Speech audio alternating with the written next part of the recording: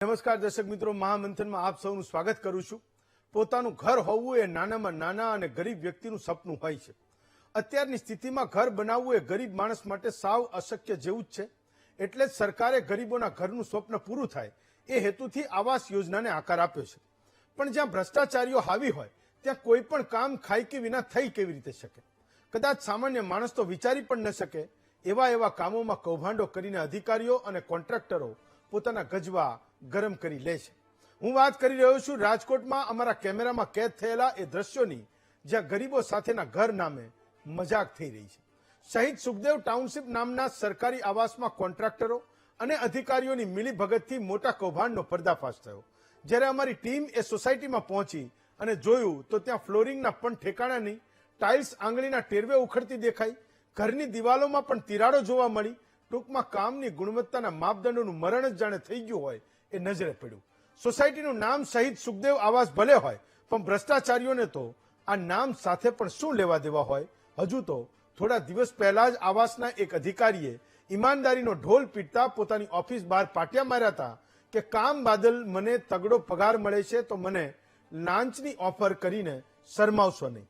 પણ કેટલાક ભ્રષ્ટ કોન્ટ્રાક્ટર અને અધિકારીઓએ આ ઈમાનદાર અધિકારીની પણ લાજ વેચી મારી છે। ત્યારે અહીંયા સવાલ એ છે કે આવાસમાં ગુણવત્તા વિનાના કામ કરનારાઓને કોઈ પૂછનારું છે કે કેમ? અને રહીશોની વારંવાર રજૂઆત છતાં કેમ નેતાઓ આ મુદ્દે કોઈ કાર્યવાહી કરતા નથી?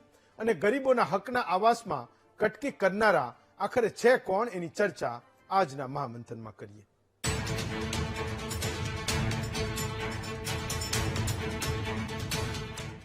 તો દેશ જેની રાષ્ટ્રભક્તિના ઉદાહરણો આપે છે અને આવનારા વર્ષો અને સદીઓ સુધી પણ આપતા રહેશે, એ શહીદ સુખદેવ થાપરના નામથી બનેલી રાજકોટની એક સ્કીમમાં, સરકારી સ્કીમમાં જે ભ્રષ્ટાચાર જોવા મળી રહ્યો છે એની ચર્ચા આજે આપણે મહામંથનમાં કરવાની છે। આપણે બધા એ જાણીએ છીએ કે 23મી માર્ચ નો એ શહીદ દિવસ જ્યારે આપણે આખા દેશમાં ઉજવીએ છીએ, બલિદાનના નામે ઉજવીએ છીએ, ત્યારે એમાં એટલું જ નામ એ શહીદ સુખદેવ થાપરનું પણ છે। આપણે એ પણ જાણીએ છીએ કે રાષ્ટ્ર સેવા માટે જેણે યુવાનોને જગાડ્યા, જેણે દેશના યુવાનોને એ સમજાવ્યું કે આખરે આ દેશને આઝાદી જોઈએ છે કેમ, એ શહીદ સુખદેવના નામની બનેલી ટાઉનશીપમાં જે પ્રકારનો ભ્રષ્ટાચાર સામે આવી રહ્યો છે એ ખરેખર હું માનું છું કે અધિકારીઓ માટે શરમનો વિષય એ બનવો જોઈએ। એની સાથે એ સરકારનું સપનું કે મધ્યમ વર્ગ માટે મહત્તમ ચિંતિત છે અને એના નામની સૌથી મોટી સ્કીમ એ ચાહે નગરપાલિકા હોય, મહાનગરપાલિકા હોય, ગુજરાત હાઉસિંગ બોર્ડ હોય કે ગુજરાત સરકારના પોતાના આવાસોની યોજના હોય, ગુજરાતનો મધ્યમ વર્ગ એવું વિચારી રહ્યો છે કે આ રાજ્યમાં સરકાર જો મારા માટે મહત્તમ કોઈ એક કામ મોટું અને સારું કરી રહી છે તો એ મને મકાન મળશે એ સપનાનું છે।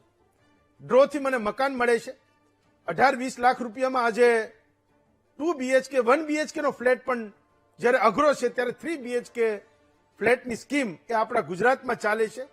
અને એ સ્કીમમાં થનારા ભ્રષ્ટાચારના નામે આજે મધ્યમ વર્ગનો માણસ છે ખૂબ નિરાશ છે। આ દ્રશ્યો એ રાજકોટની શહીદ સુખદેવ ટાઉનશીપના દ્રશ્યો છે।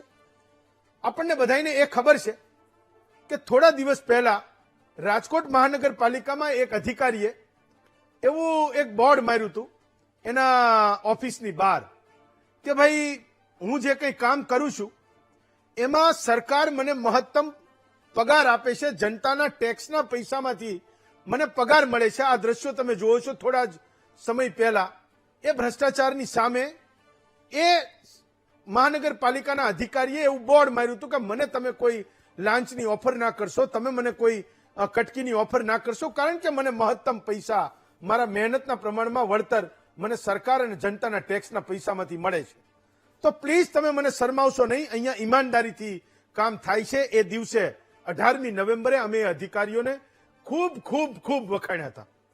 આજે એ મહાનગરપાલિકામાં કેટલાક અધિકારીઓ અને કોન્ટ્રાક્ટરોની મિલીભગતથી જે કેમેરામાં કેદ થયું છે એ પણ હું તમને બતાવી રહ્યો છું। 2023માં સૌથી પહેલો ડ્રો થયો આ મકાનનો અને એ મકાનમાં રહેવા આવેલા લોકો 2026ની જાન્યુઆરી પૂરી નથી થઈ ત્યાં સુધીમાં તો એમને ખબર પડી ગઈ કે અહીંયા લોટ પાણીને લાકડા એ કરેલા છે અને જેના કારણે એમની એક પેઢી તો શું પણ માત્ર એક દશકામાં પણ એ મકાન એ રહેવા લાયક રહેવાનું નથી. એના સિવાય આ મકાનોમાં તિરાડો પણ પડી અને જ્યાં પણ સિવિલ વર્ક થયું હતું એ તમામ સિવિલ વર્ક આજે સવાલોના એ દાયરામાં છે જે મારે ને તમારે પૂછવા જોઈએ, સરકારે એ અધિકારીઓને પૂછવા જોઈએ, એનો જવાબ લેવો જોઈએ અને જે લોકો જવાબદાર છે એને દંડવા જોઈએ. આપણે આજે ચર્ચા કરવાના છીએ કે ગરીબોના ઘર પર કોની તરાપ છે. આપણી સાથે 3 વક્તાઓ છે. રાજુભાઈ ધ્રુવ છે, ભાજપના નેતા છે. વસરામભાઈ સાગઠિયા છે, રાજકોટ મહાનગરપાલિકામાં વિપક્ષના નેતા છે. અને ગુરુભાઈ રાવલ છે, એ આ આવાસ યોજનામાં એમને મકાન લાગ્યું છે અને એ ત્યાં રહી રહ્યા છે. તો સૌથી પહેલો સવાલ ગુરુભાઈ તમને કરું છું કે તમે એ સમજાવો કે 2023 થી આ મકાનનો ડ્રો ચાલુ હતો ને લગભગ 3 વર્ષ પણ પૂરા નથી થયા ત્યાં સુધીમાં આ મકાનને તિરાડો પડી ગઈ. ક્યાંક એ ટાઇલ્સ છે એ પાપડની જેમ ઉખડી રહી છે, કોઈક એક માત્ર હાથથી એને ઉખાડી શકાય છે. એ દ્રશ્યો ટીવીમાં પણ દેખાય છે કે નીચે માત્ર રેતી છે, કોઈ પણ પ્રકારના જોઈન્ટ સિવાય એ ટાઇલ્સ માત્ર પાથરી દીધી હોય એવી સ્થિતિ છે. શું આખી સ્કીમમાં આ પ્રકારનું કામ થયેલું છે કે આ કોઈ 1, 2, 4 ફ્લેટની વાત છે? ગુરુભાઈ, શું સ્થિતિ છે એ તમારી સ્કીમની? શહીદ સુખદેવ ટાઉનશીપમાં 448 ફ્લેટ છે ટોટલ, બધા 3 BHK. તેના 2,500 લોકોનો રહેવાસી છે. તેનો પ્રતિનિધિ તરીકે હું આપની સમક્ષ વાત મૂકું છું કે જે 2023ના ડ્રોની આપણે વાત કરી મુજબ અમે રહેવા આવ્યા એના પહેલા જ વરસાદમાં, આપને કદાચ ખ્યાલ હશે, આપના ટીવી માધ્યમમાં ચેનલોમાં આવી ગયું હતું કે પહેલા જ વરસાદમાં પાણીનો ભેજ અને પોપડીઓ ઉખડવા લાગી હતી અને ત્યારે પણ લાદી ઉખડતી હતી. એની લેખિતમાં અમે રજૂઆત કરેલી છે, આવાસ વિભાગમાં RTI કરેલી છે, હું અપીલમાં પણ ગયેલો છું બધા વતી.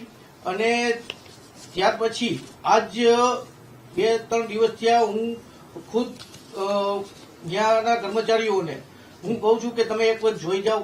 કોન્ટ્રાક્ટરથી માંડીને બધા લોકો જોવા પણ આવ્યા હતા, પણ જયારે અમે એને 2-3 પ્રશ્ન કર્યા કે આમાં આટલી વસ્તુ, એટલે અમે એને લેખિતમાં આપેલું. એની ઓછી કોપી અમને નથી આપી, પણ લેખિતમાં અમે લઈને બધાની સહી કરીને એ લોકો લઈ ગયા છે ત્યાંના કર્મચારી. પણ ત્યારથી આજ સુધી હજી સુધીમાં કોઈ આવ્યું નથી. ત્યારબાદ અત્યારે તમામ વિંગોમાં હું તમને આ એક ફ્લોરની તમામ ફ્લોરમાં તમે જાશો, કોઈ પણ લાદી ઉકેલશો તેમાંથી તમને સિમેન્ટ જોવા મળે, નહીં કોઈ પણ જાતનું કેમિકલ જોવા મળે. તમે આંગળીના ટેરવેથી તમે આખી લાદી ઉખેડી શકશો. આજે અમે સામાન્ય જયારે પ્રધાનમંત્રીનું એક સપનું છે કે મધ્યમ વર્ગના લોકોને ઘરનું ઘર મળે, તો એ ઘરનો અમે કેવી મહેનતથી કેટલા હપ્તા ભરતા હશું, કેવી રીતે અમે કમાઈને અમે રાત ને દિવસ મહેનત કરીને અમે એના હપ્તા ભરીએ છીએ.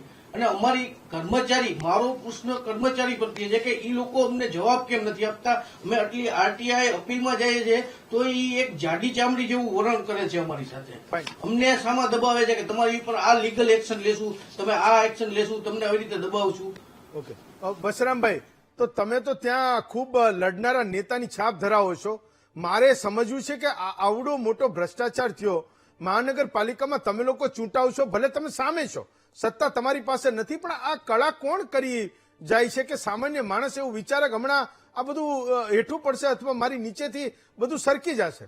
તો ધ્યાન કોણ રાખે છે? એ મહાનગરપાલિકાના અધિકારીઓને અમે હજુ 1-2 મહિના પહેલા વખાણ્યા હતા કે કહે છે કે અમને ખૂબ વળતર મળે છે, પૈસા મળે છે, પગાર મળે છે, અમારે ભ્રષ્ટાચારની જરૂર નથી, કોઈ અમને લાલચ ના આપશો. પણ બિચારો માણસ જાય ક્યાં? એને કોઈ જવાબ નથી આપનારું. રાજકોટ મહાનગરપાલિકાનું કોઈ પણ ટેન્ડર હોય, કોઈ પણ ટેન્ડર, એ પછી આવાસ યોજનાનું ટેન્ડર હોય, ઓવરબ્રિજનું અંડરબ્રિજનું ટેન્ડર હોય કે પછી રોડ રસ્તાના ડામર હોય, કોઈ પણ ટેન્ડર હોય તો આપ કીધું ને અધિકારીઓ એકલામાં ભ્રષ્ટાચાર કરતા નથી. ભાજપની બોડીના બધા જ પદાધિકારીઓ કરે છે. ભાજપના પ્રમુખ પોતાની સિગ્નેચરથી 2% ટેન્ડરમાં પૈસા વસૂલ કરી એની પહોંચ પણ આપે છે. એની પહોંચ આપે છે, તમારે જોયું હોય તો કેવું જાહેરમાં એની પહોંચ પણ બતાવવા તૈયાર છું. એની પહોંચ આપે છે પાર્ટી ફંડના નામની. જો પાર્ટી ફંડના નામે 2% એ લેતા હોય ત્યાર પછી એના અધિકારીઓ પદાધિકારીઓ બધા એના પૈસા ખાતા હોય તો ભ્રષ્ટાચાર થાય. એમાં 2, 5, 10% ડાઉન હોય, 12% જીએસટી હોય, 12% તો ઓફિસ નો ખર્ચ થતો હોય, તો પછી ભ્રષ્ટાચાર ન થાય તો થાય શું? આ સરકાર જ્યારથી બેઠી છે ગુજરાતમાં ત્યારથી એક પનોતી લઈને બેઠી છે. અગાઉના જે મુખ્યમંત્રી હતા, દાખલા તરીકે કેશુભાઈ પટેલ, ત્યાં સુધીનું સરકાર બરાબર ચાલતી હતી. પણ કેશુભાઈ ગયા પછી જેટલા મુખ્યમંત્રી, ખાસ કરીને આપણા વડાપ્રધાન, માનનીય વડાપ્રધાન આપણા વડીલ છે, આપણું ગૌરવ છે ગુજરાતનું કે દેશના વડાપ્રધાન છે, એને જો વડાપ્રધાનની યોજના મુજબ કામ થતા હોય અને ભ્રષ્ટાચાર અંદર ન થાય તો ખીલી હલે નહીં. પરંતુ આ લોકોએ એના નીચેના બધા જ લોકો, જે અધિકારીઓ હોય કે પદાધિકારીઓ, એ બધા લોકો અંદર ભ્રષ્ટાચાર કરે છે. એટલા માટે આવી પોઝિશન છે. આપને કહો 18,60,000 રૂપિયામાં આજની પરિસ્થિતિમાં જોવા જઈએ, આ 2.5 BHK છે, 2.5 પોઈન્ટ છે, અને એ વડાપ્રધાનની યોજના મુજબ છે. 448 ફ્લેટો આમાં આવેલા છે, અને જેનું નામ દેશમાં ગૌરવથી આપણે લઈ શકીએ છીએ એવા વ્યક્તિના નામે, દેશ માટે શહીદ એવા વ્યક્તિના નામે જયારે આ બિલ્ડિંગ હોય, એમાં પણ આ લોકોએ ભ્રષ્ટાચાર કરેલ છે. આપે જો તો ગુજરાતમાં એક ને કોઈ પણ જગ્યાએ આ જ પરિસ્થિતિ થઈ રહી છે. રાજકોટ તો એક નાનું સેન્ટર છે, આની કરતા મોટા અમદાવાદ જોઈ લો, સુરત જોઈ લો.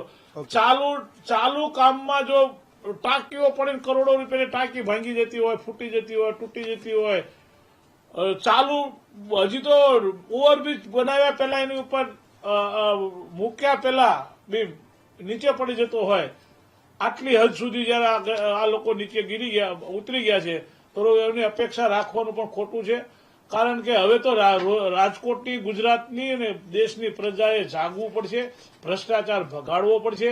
રાજકોટમાં હું પોતે રાજકોટમાં આ ટાઉન પ્લાનિંગ એક્ટ મુજબ રેરાનો મેં રિપોર્ટ વાંચ્યો. રેરામાં બતાવ્યા મુજબ આ ભાઈને હું પૂછવા માંગુ, મારા બાજુમાં બેઠા છે ભાઈને, કે તમારે ત્યાં રેરાના નિયમ મુજબ ક્લબ હાઉસ છે? ભાઈ, આપને ત્યાં ક્લબ હાઉસ છે? નથી. ટાઉન હોલ છે? નથી. સ્વિમિંગ પુલ છે? નથી. ભાઈ, હું આપને કહેવા માંગુ છું કે આ ટાઉનશીપ બની છે ત્યારે આ પ્રોજેક્ટ રેરામાં મંજૂર થયેલો છે. રેરામાં મંજૂર થયા મુજબ ટાઉન હોલ અંદર છે, ક્લબ હાઉસ છે, સ્વિમિંગ પુલ છે, પરંતુ હાલમાં એક પણ સુવિધા અંદર નથી. વસરામભાઈ, સામાન્ય માણસ બિચારો સ્વિમિંગ પુલ નથી માંગતો અને ક્લબ હાઉસ પણ નથી માંગતો. આપવા પડે નિયમ માટે, એ સાચી વાત છે, ક્યાં ગઈ? પણ એક રહેવા માટેનું મકાન પણ સારું બનાવે તો બહુ મોટી વાત છે.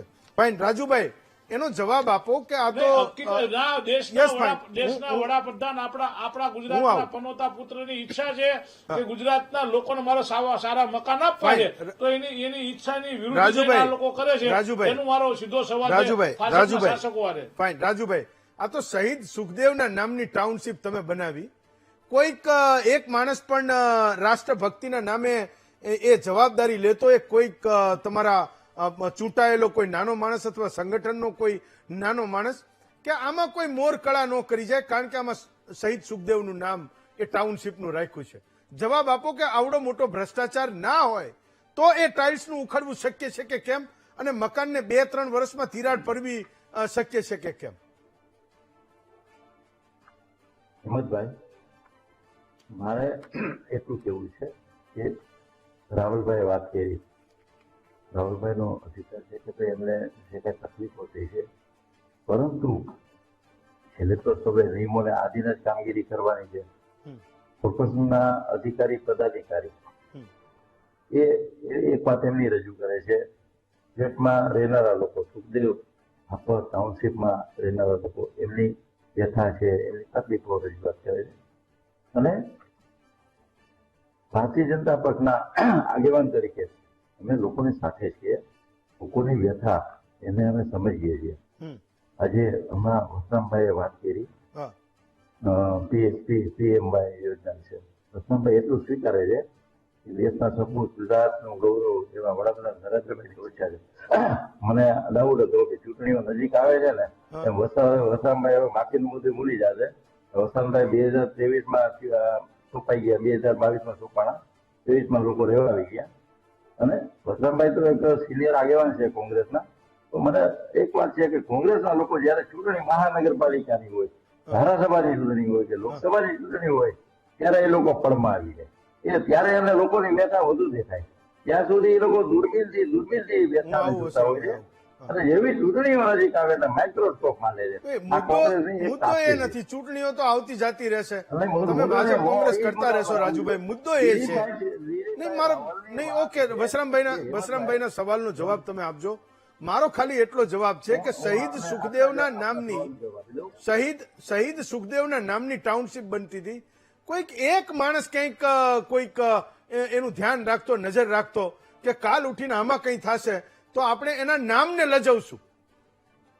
મારો ખાલી એટલો જ સવાલ હતો. ચૂંટણીઓ આવતી રહેશે, જાતી રહેશે ને ત્યાં રહેનારો માણસ બિચારો એ એક પેઢી માટે મકાનને લેતો હોય છે, એના હપ્તા ભરતો હોય. તમે એનો જવાબ આપો. વસરામભાઈને હું ફરી પાછો પૂછું છું કે ભાઈ આને ચૂંટણી હાથે શું લેવા દેવા છે, પણ તમે એ જવાબ આપો કે મહાનગરપાલિકામાંથી કોઈ એક વિરલો નહોતો કે જેને એ ખબર પડી હોય કે 450 જેટલા મકાનો બને છે ને ત્યાં આપણે આમાં નો કઈ થાય જોવું પડશે. હેમંતભાઈ, તમે જે વાત કરી ને કે ભાઈ શહીદ ભગતસિંહ, શહીદ સુખદેવ થાપર, આ બધા જયારે એમને ફાંસી થઈ ત્યારે તો કોંગ્રેસના લોકો એને એ વિષય નથી, કોંગ્રેસને એ વિષય નથી. આજ તમારા ભાગે આવ્યું છે એમના નામને ઉજ્જવળ કરવાનું. મારી વાતનો હું જવાબ આપું છું હેમંતભાઈ. એના નામનું કમિટમેન્ટ પાડવાનો આજે તમને મોકો આપ્યો જ લોકો. શહીદ સુખદેવ થાપર ટાઉનશીપ યોજનામાં જે કઈ ગરબડો થઈ 100% જવાબ માંગવાનો છીએ.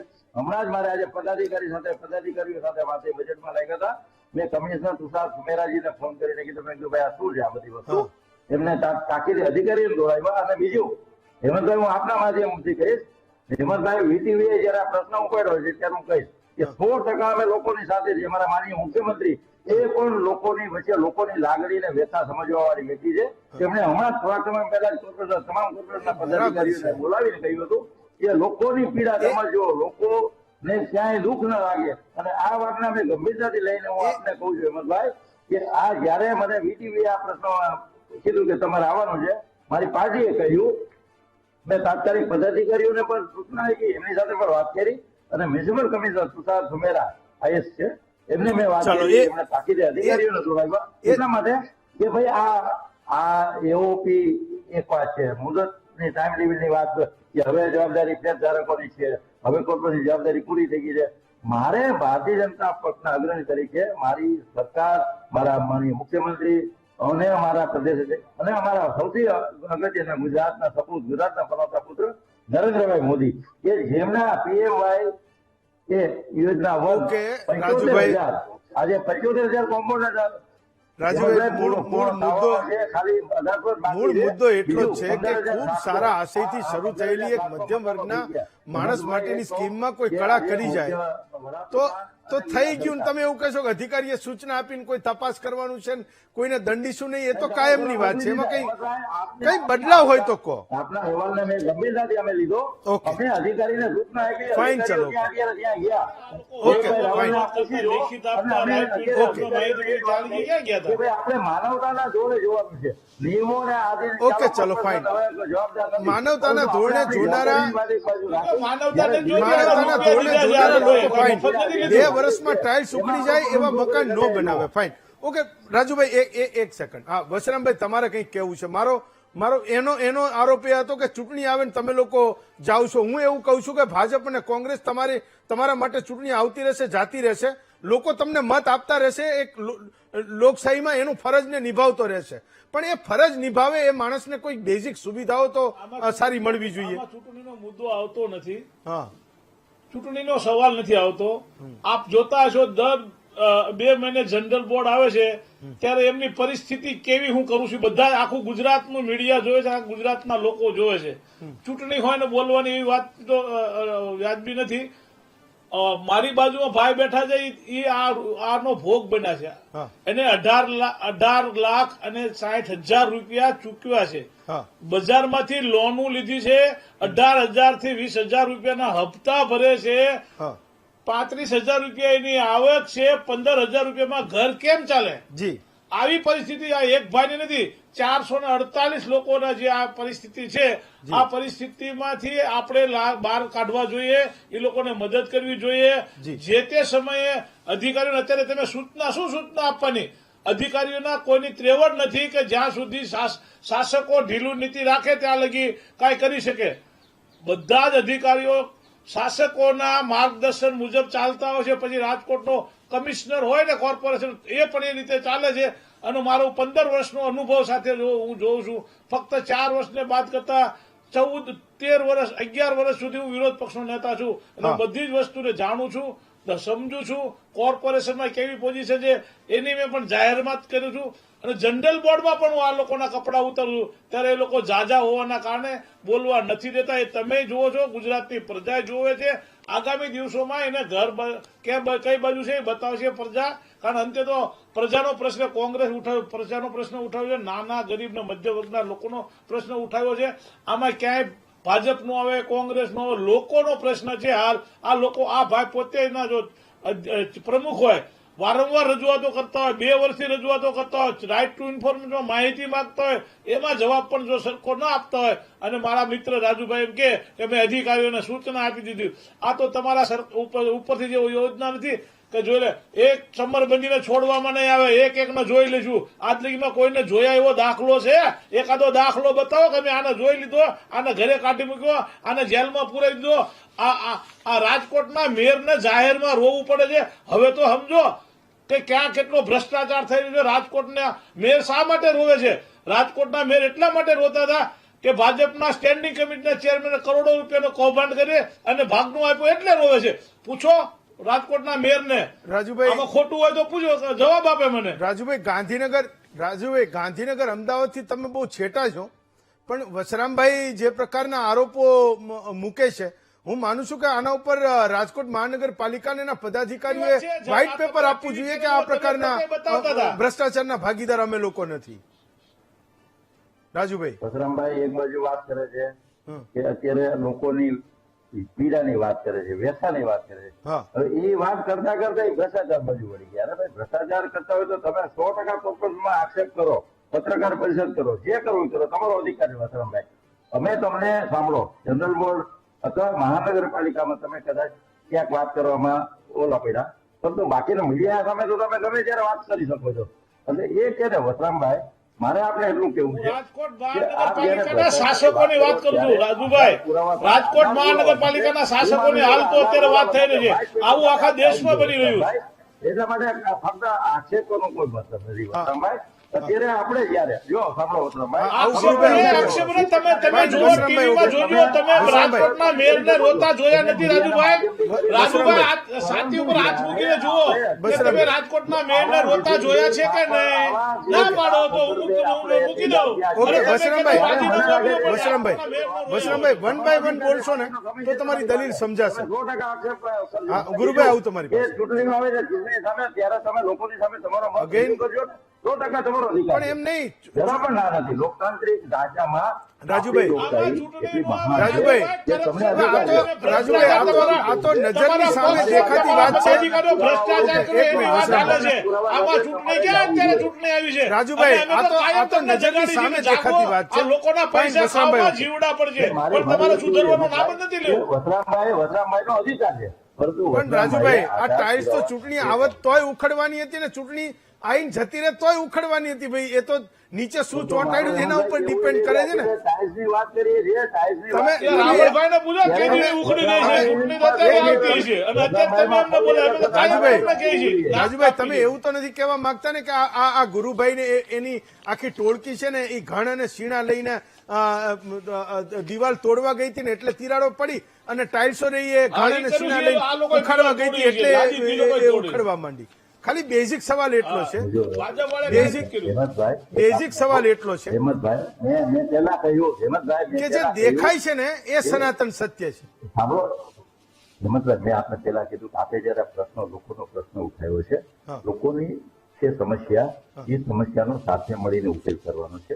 મેં આપની પાસે આવતા પહેલા કોર્પોરેશનના સ્ટેન્ડિંગ કમિટીના ચેરમેન, એ બિચારા કહે છે કે ધક્કા ખાઈને મરી ગયા, એમને તો તમે આરટીઆઈ કરતા કરી દીધા. રાજુભાઈ, તમે સાંભળતા જ નથી. ગુરુભાઈએ શું કીધું? રાજુભાઈ, એ સામાન્ય જનતા તરીકે એવું કહે છે કે અમે લોકોએ વારંવાર રજૂઆતો કરી, પહેલા ચોમાસામાં પાણી આપો છો તો વારંવાર રજૂઆતો કરી, પણ અધિકારીઓ સાંભળતા નથી. તો એ નહીં ગયા હોય કોઈની પાસે. એમને વારંવાર રજૂઆત કરી. હેમંતભાઈ, એમને રજૂઆત વારંવાર અગાઉ કરી છે, હું ના નથી પાડતો. પરંતુ આજે જયારે વીટીવી આ પ્રશ્ન હાથમાં લીધો અને વીટીવી મને વસરામભાઈ બેને ચર્ચામાં સામેલ કર્યા, ત્યારે હું આપના માધ્યમથી દિલીપભાઈ રાવલ અને સુખદેવ થાપર ટાઉનશીપના લોકોને ખાતરી આપું છું કે અમે અધિકારીઓ એટલા માટે કે અમારી સરકાર, અમારા મુખ્યમંત્રી, અમારા તમામ લોકો આજે લોકોના પ્રશ્ન ચિંતિત છે. અને હું ખાતરી સાથે કહું છું કે હું અહીંયા આવતા પહેલા અધિકારી મ્યુનિસિપલ કમિશનરશ્રીને કહીને આવ્યો છું કે આમાં નિયમો તમે એક બાજુ રાખજો, નિયમો હોય કે એઓપી ની બધી વાત બરોબર છે. અત્યારે લોકોની હાડમારી, લોકોની હાલાકી આપણે દૂર કરવાની છે માનવતાના ધોરણે. અને રાજકોટના નાગરિકો છે, તમે જયારે આવાસ આપ્યા છે ત્યારે કોની ભૂલ છે? ઓકે, ફાઇન, ચલો ચલો, એ અમે પણ ધ્યાન રાખશું. તમે કહો છો તો ફાઇન. ઓકે, વસરામભાઈ, આવું તમારી પાસે. ગુરુભાઈ, તમારે કઈ કેવું? Okay, Rajubhai, fine. સાંભળો, જેની માથાકૂટ છે એને સાંભળો, જેની મુશ્કેલી છે એને સાંભળો. હા, ગુરુભાઈ બોલો, બોલો ગુરુભાઈ બોલો. 2 મિનિટ મને સાંભળી. હા, બોલો બોલો. હું નથી કોઈ પક્ષ માર્કેટ નથી. અમે 448 ફ્લેટ ધારકો, અમારું પરિવાર છે 18,000 નું. અમારે જયારે અમે રહેવા આવ્યા હતા, હું તમને એક નાનકડી હકીકત કહી દઉં છું મારી સ્પષ્ટતા કરી કે અમે જયારે રહેવા આવ્યા હતા ત્યારે રોડ રસ્તા નતા, બરોબર છે. એમાં અમને કોર્પોરેટરની સહાયથી અમને રોડ રસ્તા કરી દીધા, બરોબર છે. અમને ફૂલ સહકાર છે.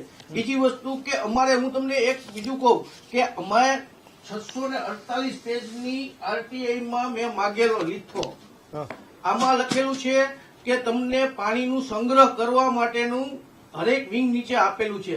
અમને નથી કરી દીધું. અમને કોને કરી દીધું? અમને અમારા ધારાસભ્ય ડોક્ટર દર્શિતાબેન શાહે કરી દીધું છે.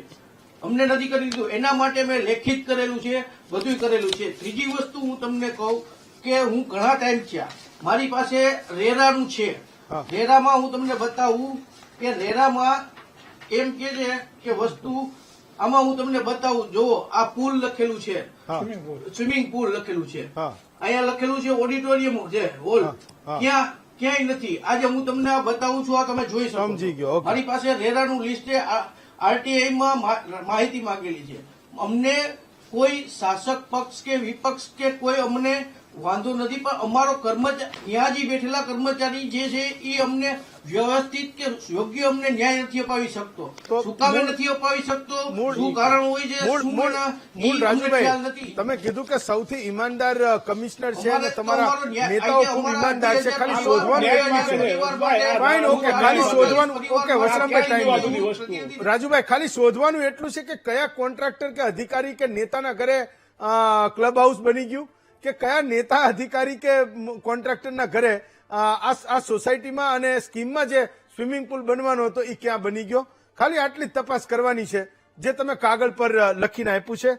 રાજુભાઈ, વસરામભાઈ અને ગુરુભાઈ, ત્રણેય વક્તાઓનો ખૂબ ખૂબ આભાર માનું છું. અને હું એવી આશા રાખું છું કે આ કેસમાં એ તપાસ થશે અને જે લોકોએ ભ્રષ્ટાચાર કર્યો હોય, જે લોકોએ આમાં બેજવાબદારી દાખવી હોય, એવા લોકોને સજા થશે. માત્ર બોલવાથી નહીં, પણ કાગળ પર થશે.